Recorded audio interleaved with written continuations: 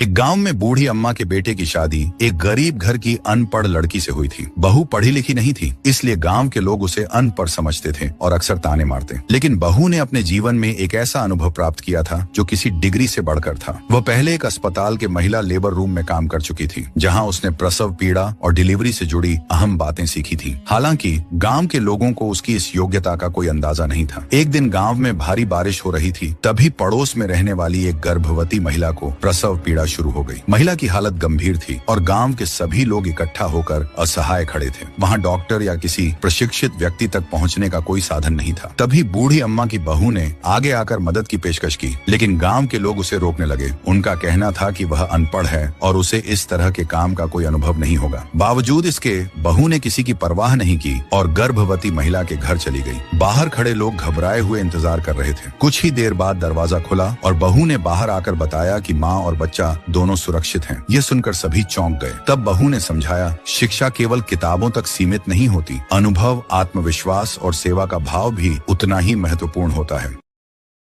Download ShareChat.